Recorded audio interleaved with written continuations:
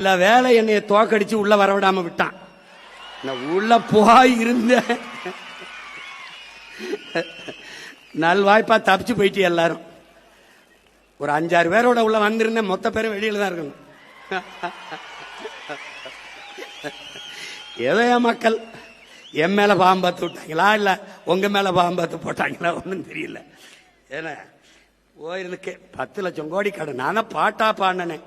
10 லட்சம் கோடி கடல்ல நாடு, இதுல இலவசம் வேற பெருவுக்க கேடு. தெருவா ஊர் ஊரா பேசினேன். முதலமைச்சர் ஆன பிறகுதான் அவருக்கு தெரியுது 10 லட்சம் கோடி கடன் இருக்குன்னு. ஐய அப்படியா? 10 லட்சம் கடனா?